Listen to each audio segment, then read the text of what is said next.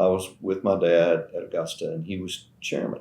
We were down in Amen Corner. It's so pretty, and he just patted the seat, and said, "Hey, sit up here with me." We were on 11, so we're just driving over at 12-2. And he said, what the secret to Augusta National is? And I'm looking around, I kind of leaned forward. I'm like, well, no, what's the secret to Augusta National? He said, well, every one of our members thinks if they hit good shots, they can par every hole out here. It doesn't happen. But he said, and so I told Fazio that story when he was designing Alotion. I had little bitty input into what we were doing. And he said, that's okay, that's great. I know what you want. Thanks so much for having us. We're obviously very excited about the Stevens Cup. It's coming up. We're excited too. So this is year 4. Yes. So you've gone from, I guess, the Alotion, Seminole, Trinity Forest. Now Oklahoma City. So just let's start with, where did the idea for doing this tournament come from? Well, Alotion hosted the Western Amateur in 2013, and we love the Western Golf Association and all that they do. I mean, it's a wonderful organization, and that was the first Western Amateur not held at Point of Woods or somewhere in Chicago in like 47 years. Yeah. And but that is a huge field, 156 players playing 36 holes of metal, and then they cut to low 44 in ties, and then you play 36 more of metal, and then you go to match play, what they call their Sweet 16. Right. And it goes, in our case, it went from Sunday to Monday. We had a Monday finish because the weather shut down the championship match play. And while we love that was just, that's a lot. Yeah. And then we hosted the Palmer Cup in 2019, and that's a much more manageable field. Sure. And after we'd hosted the Palmer Cup, I was sitting on the back porch at Alotion with Bill McAtee, and I said, it'd be really cool if we could start a college golf event. We could name it for my dad, and because he was such a big proponent of amateur golf. And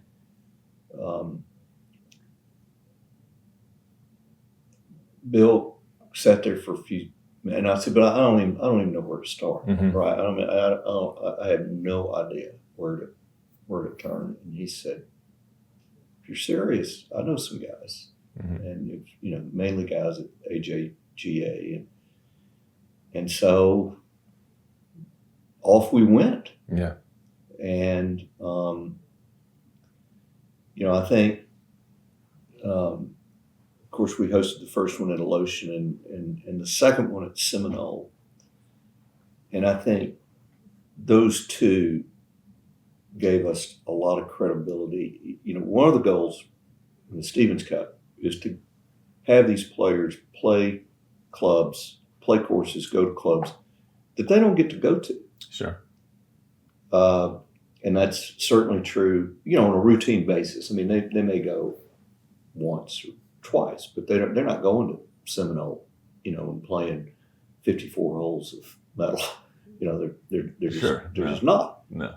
And that's true at Alotion. It's true at Trinity Forest. It's true at Oklahoma City Golf and Country Club. So, and 25 is at Shoreacres in Chicago, and they've never done anything even remotely like this. Wow. So, Shoreacres and 25. We go to Frisco, the new PGA headquarters, in 26. And then in 27, we're going to Quaker Ridge out in Westchester, Yes. New York, and both Shoreacres and Quaker Ridge were incoming calls. Really? We would like to host this, and actually, I planned on bringing the Stevens Cup back to Alotion for our 5th year. But when Shoreacres said, well, we can do it, but we'd like to do it in, year 5, which turns out to be 2025, I just said, well, sure. Of course you say. Yes. That's terrific. And so we have a, it's interesting when you get something started like this and you start getting incoming calls. Yeah. You're on to something. From clubs wanting to host it, you're on to something. And I just think this has really been great. And to have it at Oklahoma City Golf and Country Club is very special because, of course, Charlie Coe is one of the great amateurs of all time. And he and my dad were very good friends. And I knew Mr. Coe and his wife, Liz. And it's really cool to have it there, and these players are going to learn about Charlie Coe while they're there. I mean, we're going to tell them who he was and what he did, and it's pretty remarkable. It's quite a rota. That is amazing, and it's not, I wouldn't say that's common for every, college tournament to be getting incoming calls. Correct. What is it about the Stevens Cup that makes it special? I mean, obviously, I think one of the most interesting and great things that the Stevens Cup does is, along with having the top programs in the country there, that you're inviting players from HBCUs and the service academies. Yeah. Well, my dad didn't take up golf till he was 36. And he never had a chance to play golf when he was growing up. They went to a golf course.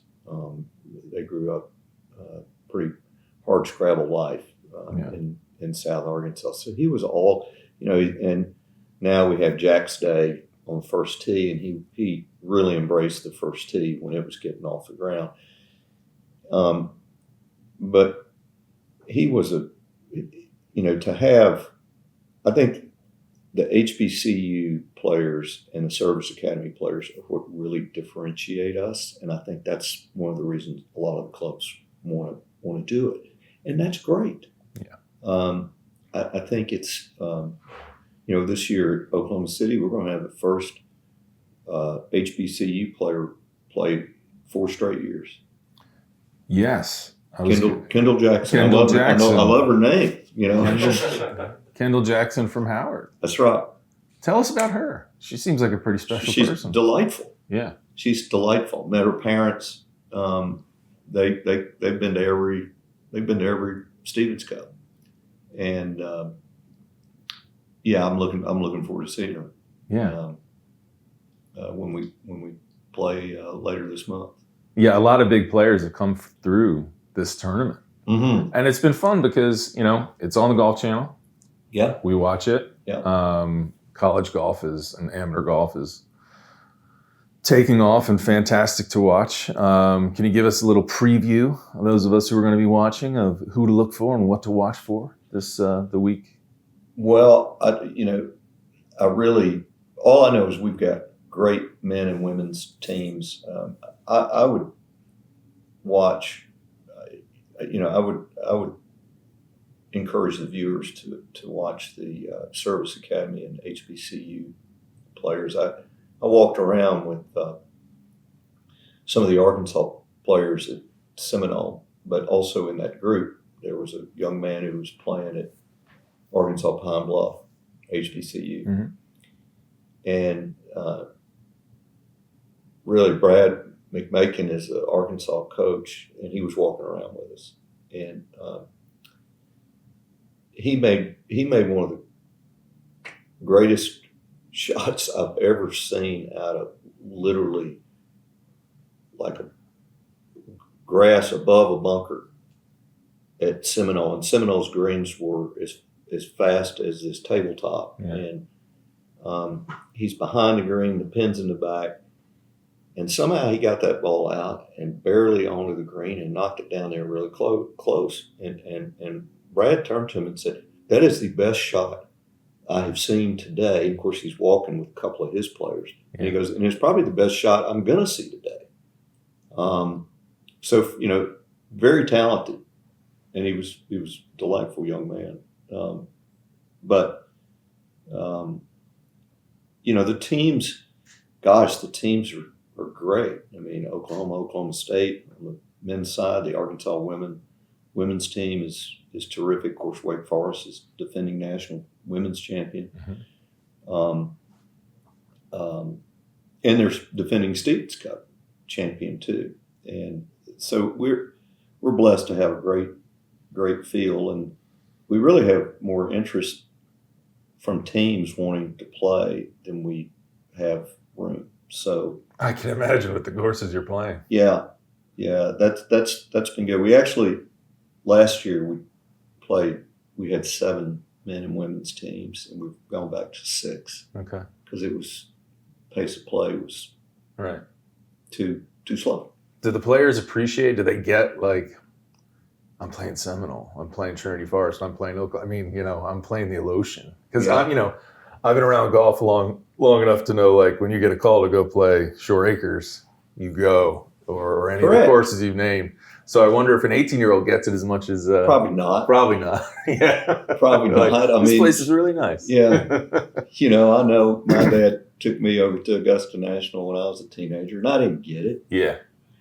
Yeah. I think I was 16 years old the first time I went to Augusta National. Well, I didn't understand what that was all about. And truthfully, somebody asked me, we were talking about our first tee jitters at Augusta National. And I said, well, I didn't have any jitters when I was a 16-year-old because I didn't understand what was going on. I didn't get it. And then and it wasn't every year after that, but then for the next 10 times, I teed it up at Augusta National on the first tee. I was so nervous I could barely take the club back. Right. A little knowledge is it's a dangerous thing, right? Yeah, right. You're like, golly. Yeah. Well, that's amazing. You said your father, he took up golf at 36. 36. Yeah, and he became obsessed with it. He said,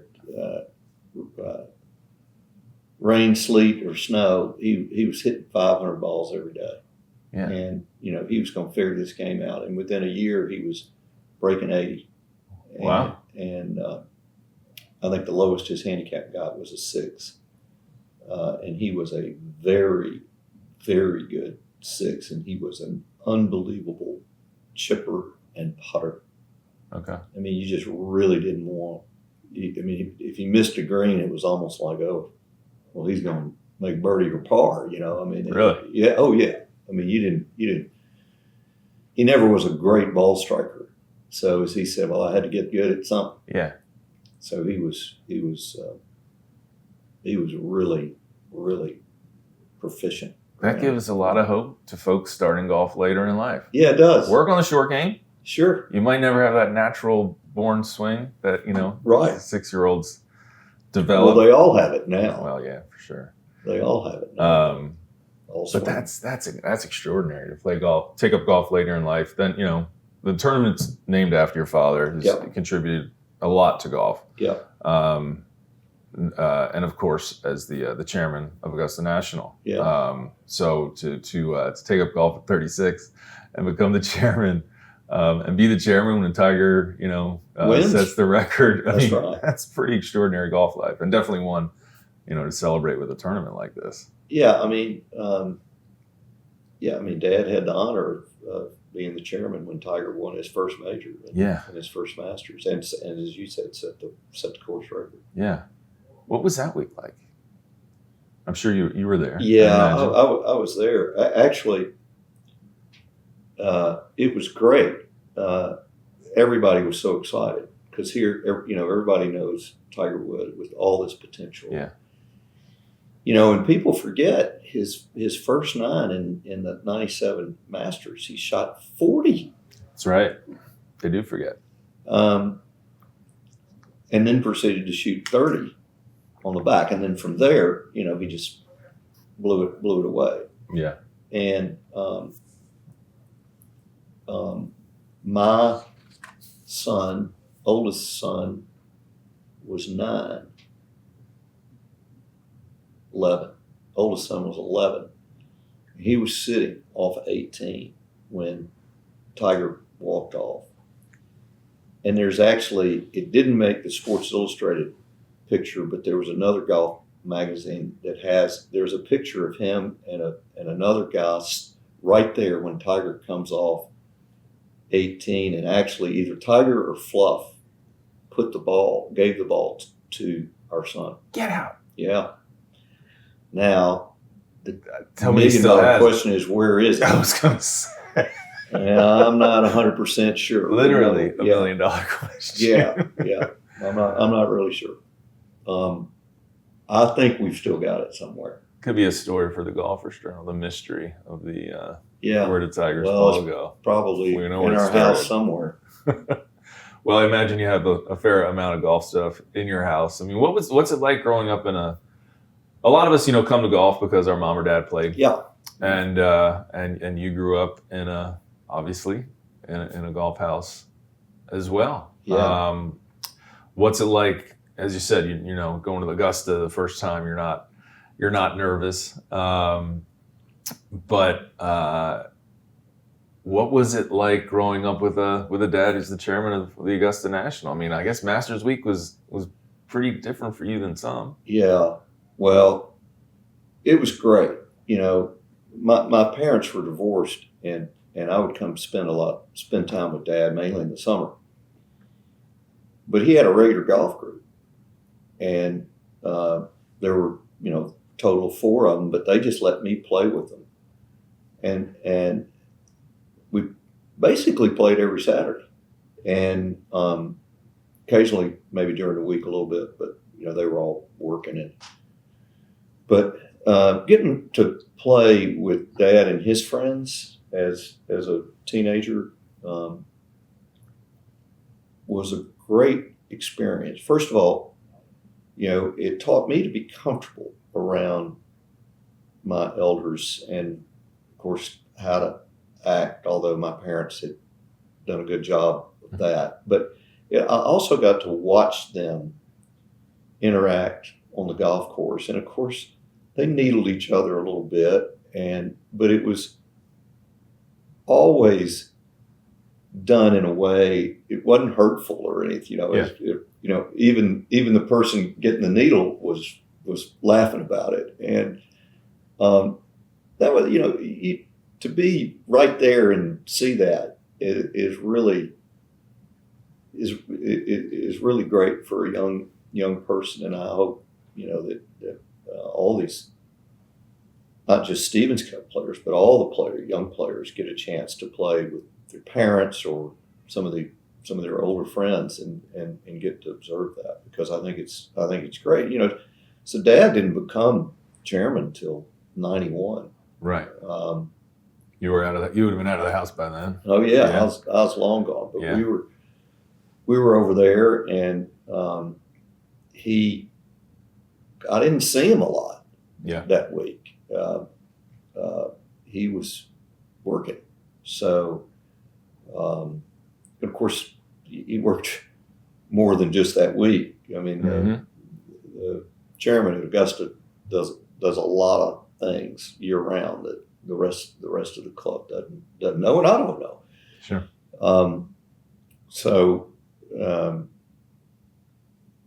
But obviously, Augusta meant a lot to Dad. Means a lot to, I'm sure, every member, and Dad was honored to be the chairman, and by all accounts, he did a really good job. Yes, indeed, by all accounts, for sure.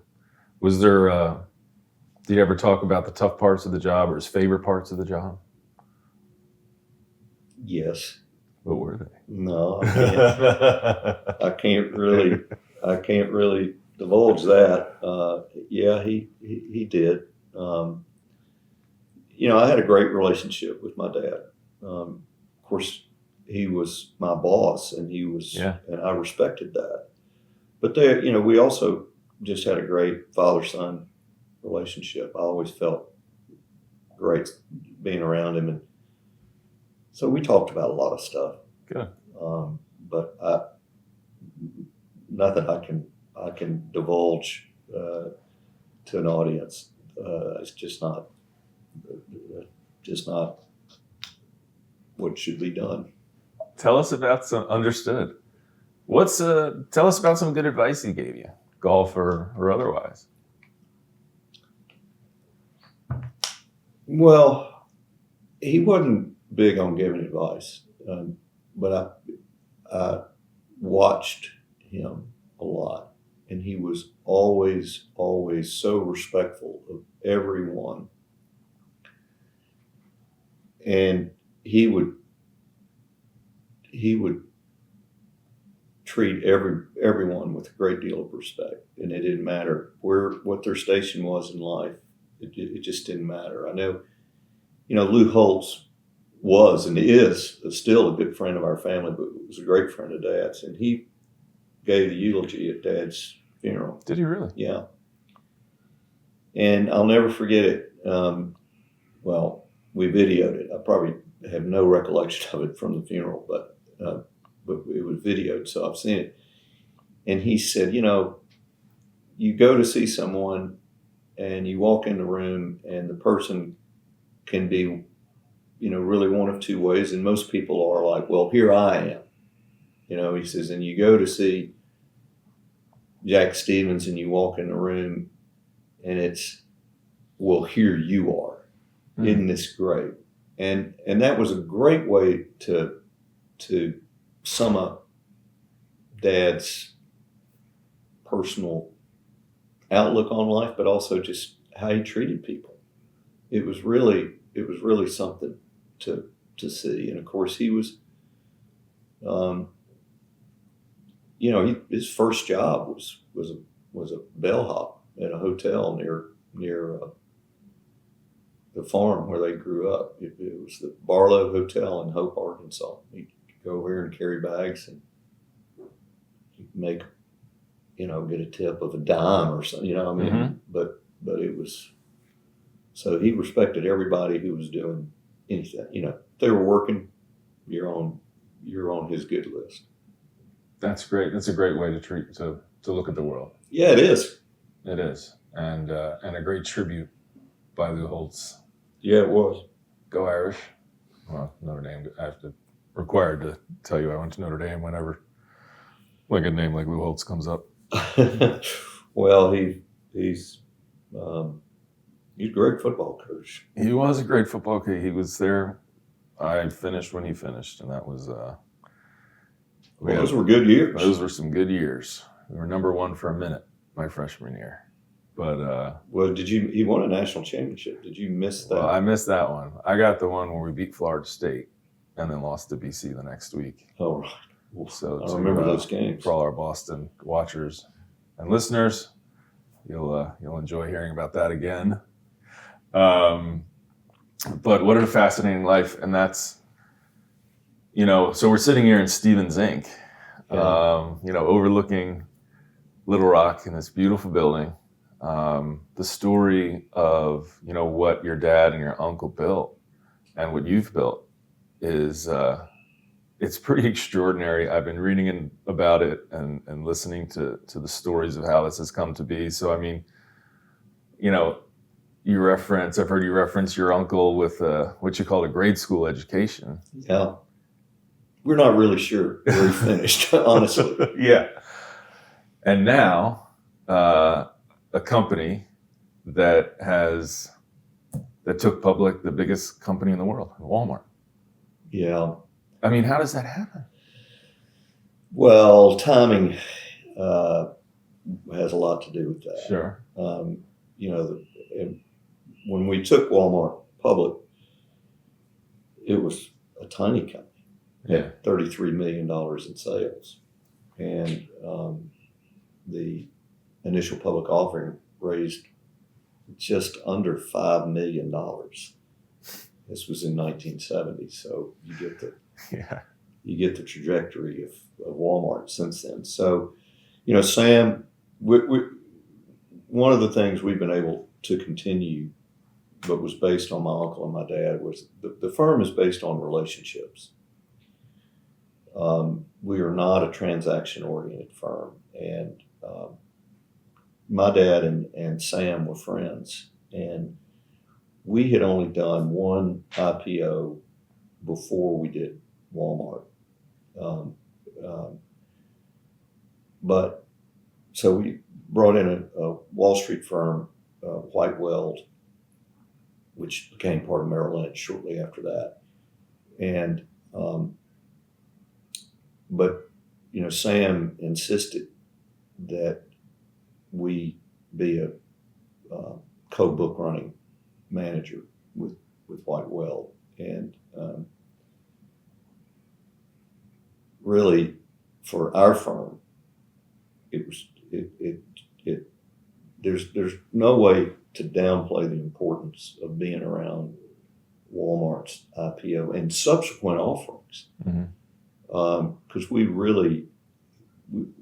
it really gave us a reputation nationally and even internationally with investors that, oh wow, these guys at Stephens, they know what they're doing.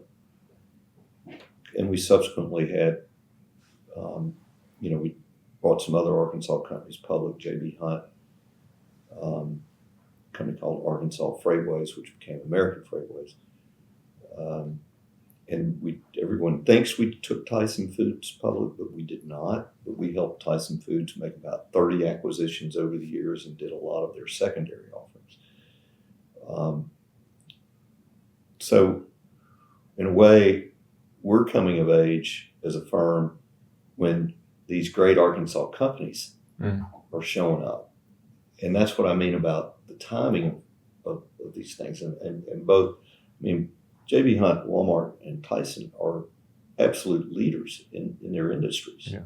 Kind of the unquestioned leader in each one of those fields. And we were blessed to be here at that time, but be in a position through our people here and Dad and my uncle to be able to offer professional advice to these companies as they were growing and needed access to capital. Yeah. So good timing, good relationships. Yeah. But there are a lot of smart people out there and a lot of investment banks who haven't had the success that you've had here. And is there something about the culture or your outlook on things that you think is a key to your success? Well, I mentioned relationships. Yeah. I think that's a big part of who we are. I didn't mention Allied Telephone, which became Alltel, which is now part of Verizon. But the Ford family and our family have been friends for a couple of generations now. And as in the Ford that I drive down the street? No, as in Joe and Scott Ford. Ah. I drew a blank on where Joe's from. He's from up above Conway somewhere. It's a little bitty old place. But so Joe Ford's family started Alltel, the Allied Telephone, which became Alltel. And the way they got started, it was actually his wife's family, the Wilburn family, bought the Sheridan, Arkansas Telephone Exchange, which is near the farm where my uncle and dad grew up. And they bought it from my uncle, and he seller financed their purchase of it, meaning he took a note that they paid off. And the only reason he had bought it was whoever owned the telephone exchange at the time wouldn't run a line out to their parents' house, and he got tired of it, so he bought the Sheridan Telephone Exchange, ran a line out to his parents' house so he could call his parents and check in on them. And the Wilburns were line guys working for AT&T, and they got to talking to my uncle, and he didn't really have any interest in running a telephone exchange or anything like that. So he sold it to them. That's the beginning of Allied Telephone. Well, I mean, Joe Ford is still on our advisory board, and my next door neighbor and a great friend, sadly, his wife died a couple of years ago. But his son Scott ran Alltel after Joe, and they just did a magnificent job. I mean, they were unbelievable. So this, you can't break those kind of bonds between people like Joe Ford and Jack Stevens, or now just the Ford and Stevens family. You just can't do it. So we've continued to spend the time to understand what people were trying to do. That requires an investment of our people's time. You don't form relationships in a day. It takes time. And we have, over the course of our history, we've spent the time to do that. And it really, really does differentiate us in the marketplace. I know a lot of firms talk about relationship investment banking, or whether it's private client or investment banking or public finance. We just don't see many people practicing it. Does it have anything, do you think, to do with you being here? Totally. As opposed to New York City or San Francisco or Chicago? Absolutely. Yeah. Completely. I mean, as we say, we take our work seriously. We don't take ourselves seriously. This is, we don't confuse. We're not the masters of the universe. You remember that phrase that came out of Bonfire of the Vanities? Yeah. We're not the masters of the universe. Okay. We're here to help our clients achieve their goals and objectives. And Dad used to say that all the time. We don't get caught up in a fad, or he used to say Wall Street will go in a pack, all one way, and they'll go back another way, and we'll just, as he said, we'll just sit down here in Arkansas and keep doing what we're doing, and helping our clients, and that's what we do, and that's what we still do. Yeah. And I think being in Arkansas, being based in Little Rock, based in Arkansas, has been fantastic for us. It really has. It helps keep you grounded, and helps keep. It's a great place to raise a family. It's just great. You're not, and I know other people who have moved, particularly when their children were growing up and they'd been very successful in business, and they've moved back to where they started because they wanted their children to grow up in that type of environment. Sure. And it, it's not just children; it's firms. Your firm grows up in that kind of environment. Yeah. So, but now we got 25 offices in the U.S. and one in London and one in Frankfurt, but we're still the same people. So you've done something else wonderful in Little Rock. You've built a beautiful golf course that I want to ask you about. Okay. Because not a lot of people know about it. I mean, it did host the first Stevens Cup, and that might have been, and some other tournaments where people may have had the chance to see it or have heard of the Alotion. But it keeps a low profile, I think deliberately. Yes. So for those of our viewers, our golfer viewers and listeners, tell them, what is the Alotion? Well, the Alotion is a golf course outside of Little Rock, west of town, that's built in the topography is just beautiful. It's built in the foothills of the Ozark and Ouachita Mountains, and which start right outside of downtown Little Rock. And it's the whole goal of Alotion is for it to be enjoyable, to play, to visit, to spend time there, and I think we've accomplished that. We have every note I get from people who have visited. They talk about the golf course and the experience, but they also talk about the staff and how welcoming they were and the service level. And golf is the golf course, right? Mm-hmm. But then and it's a great golf course. Tom Fazio was the architect, and years before I was thinking about doing Alotion, I was with my dad at Augusta, and he was chairman, and he had to go. We played. We must have been waiting on somebody else as another guest to come in, but we had played, and he said, "Well, I got to go work. I got to go do some stuff." And he said, "But you want to play? Keep playing." So I did, and of course, it was getting late in the afternoon, and there's no place prettier on a nice day than the second nine at Augusta National. I mean, it is you're in the cathedral of golf. It is spectacular.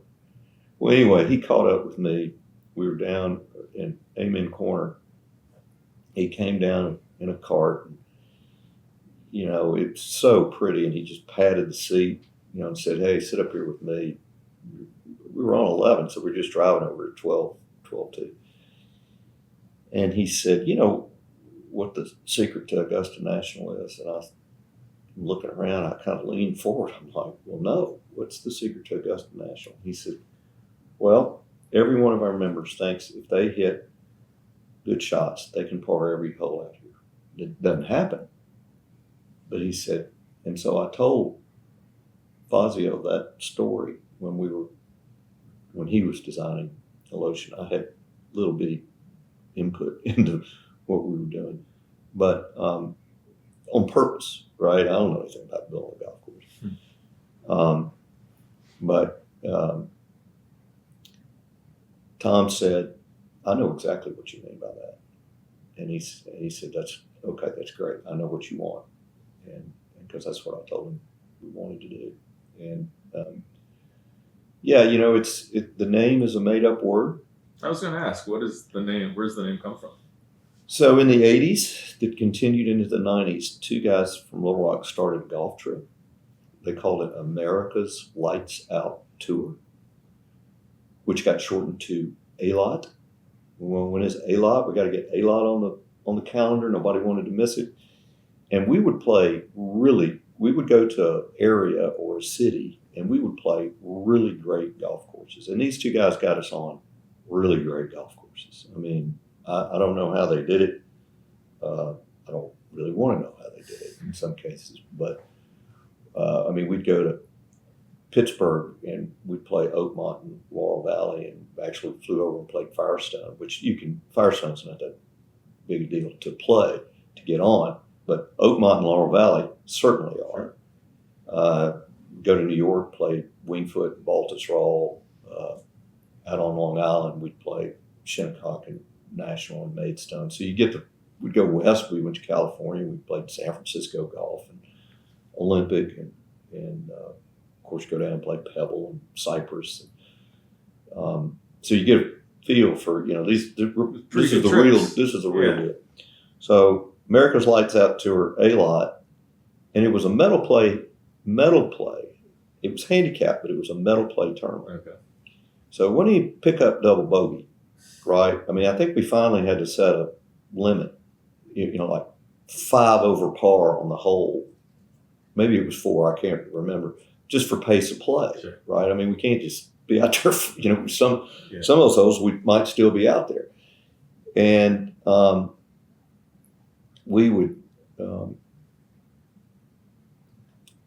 noticed that everybody, and we had golfers, we had scratch golfers, and we had guys with mid-teen handicaps. All of us played better in our local club tournaments.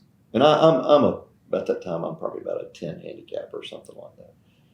And we all started doing pretty well in our local club championships.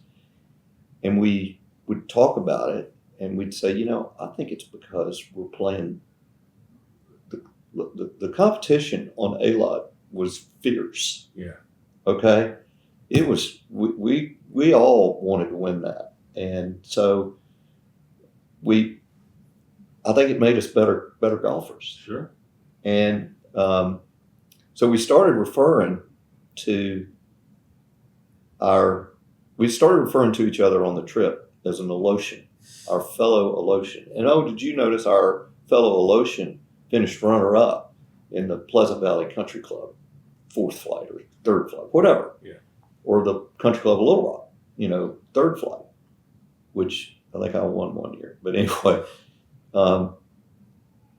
so an Alotion is somebody that loves golf and loves to have a good time. And so when we were building Alotion Golf Club, Dan Snyder, who had quit his job at Chenal Country Club to help me start Alotion, and was our chief operating officer and a great teaching pro too. So you got 2 for the price of 1 on that. But he called me one day and he said, Warren, the name, the Golf Club of Arkansas is available. Nobody's taken that name. And I said, well, that's just entirely too serious for what I have in mind. I said, what if we call it the Alotian Club?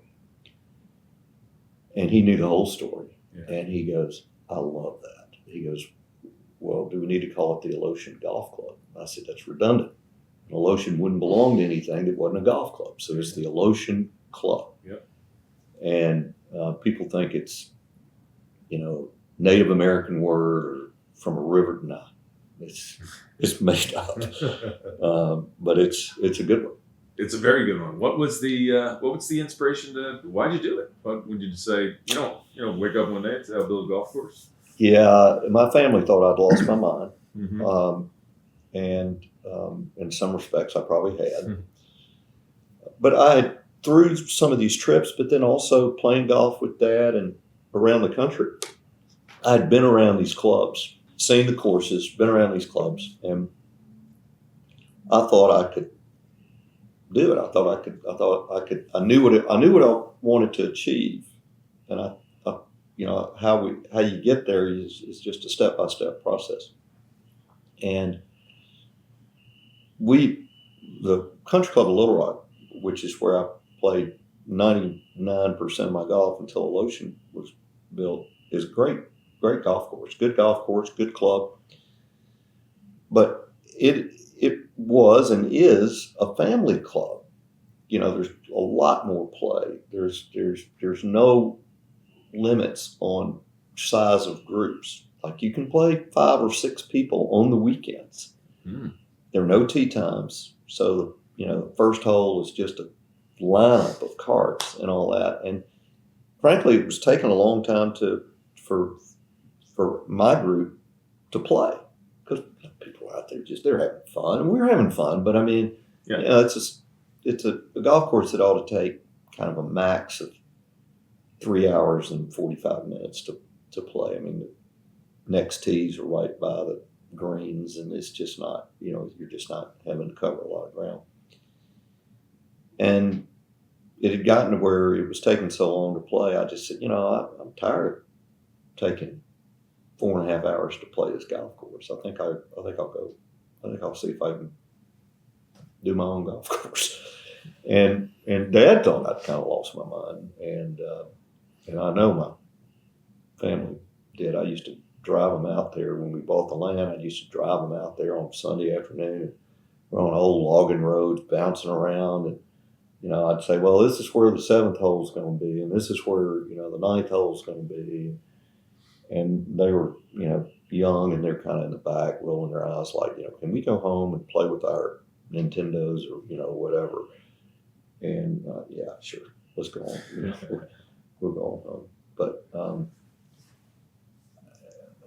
and I knew we had done something good when we opened the golf course. So we opened the golf course in September of '04. So it's 20 years old. And we opened the clubhouse and cabins not till June of '05.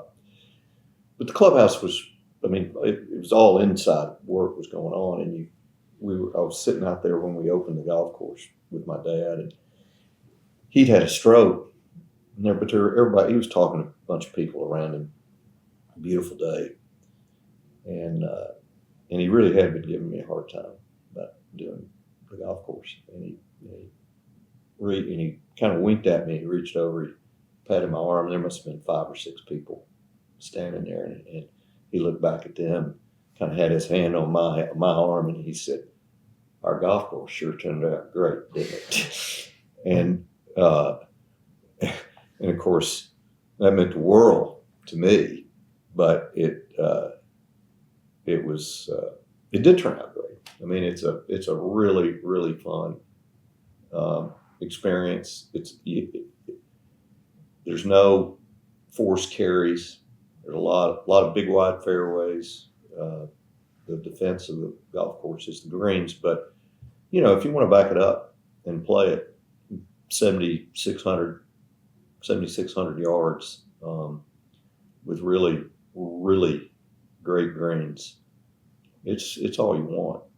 I'm going forward on my tees. I'm not thinking of going back. I like to go forward.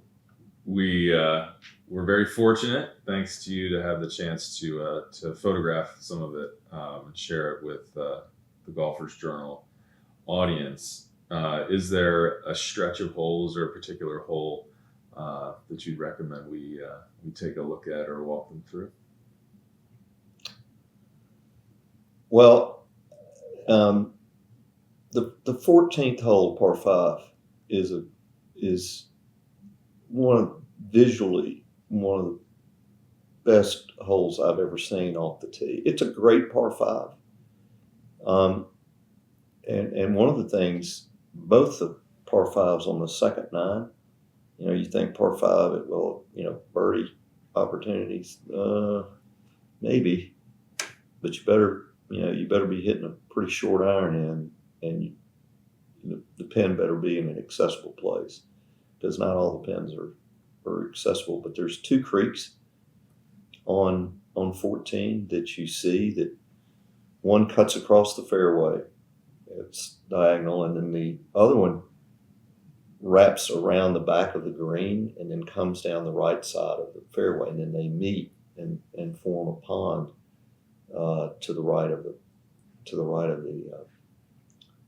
fairway. And so I think it's a great hole. One of the reasons I hired Tom to do the golf course was it's hilly. You'd think you're in the mountains of North Carolina when you see this golf course. And so we had to move a lot of dirt. And Tom and his team can move a lot of dirt and make it look like you didn't really move as much dirt as you did. Now, no way you're going to say, "Oh, you didn't move any dirt." But when we were building the course and I was out there looking at it, and Tom was out there, and that stream that comes around behind the green and comes down the right side of the fairway wasn't there. We really only have water on 14 and 16. There's a stream in front of 16, par 3. And I said, "Tom, we really don't have much water on the golf course. What would you think about taking this stream that came behind the green, but then it kind of went off in the woods, and we brought it down the right side of the fairway so that, you are errant on your second shot, or even on your third shot, if the pin's over on the right, you could hit it in the creek. That the water comes into play."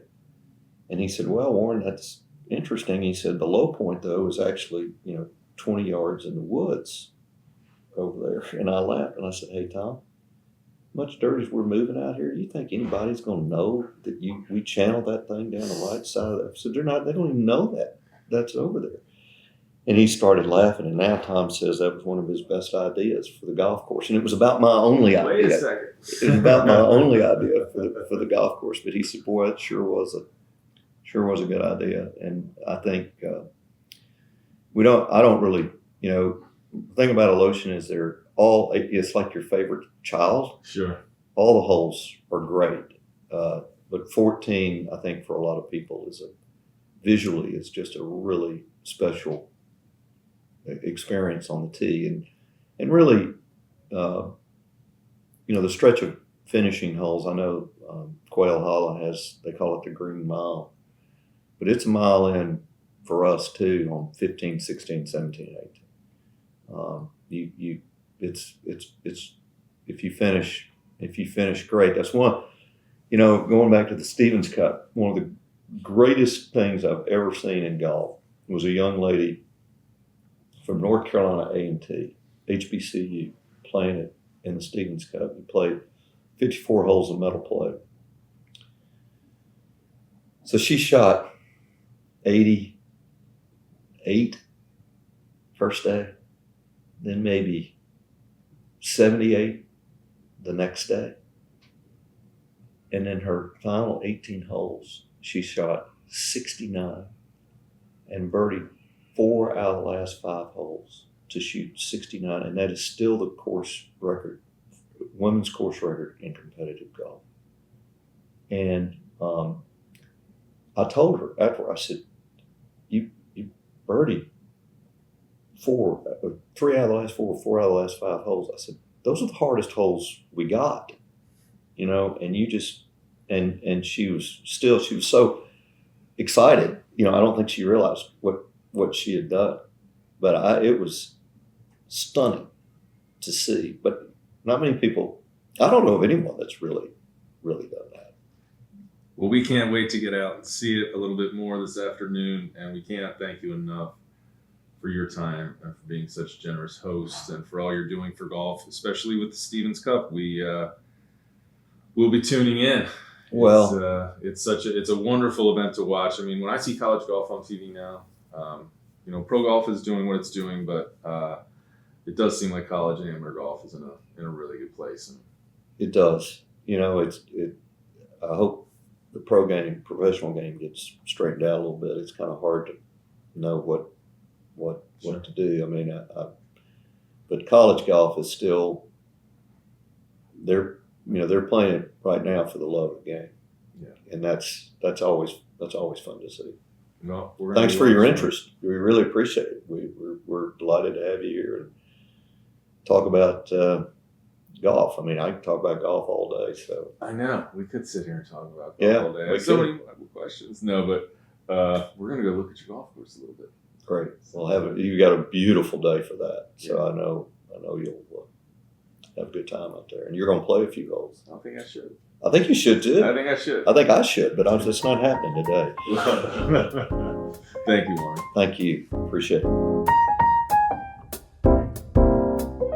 Thanks for listening, everyone. And if you enjoyed this episode, we strongly encourage you to become a member of the Golfer's Journal, or if you already are, to share it with your friends. As a reader-supported publication, we couldn't do it without you. We also couldn't do it without the help of our partners, and they are Titleist, Scotty Cameron, FootJoy, Holderness & Bourne, Omega, Charles Schwab, and BMW. We'll see you next time on the Golfer's Journal podcast.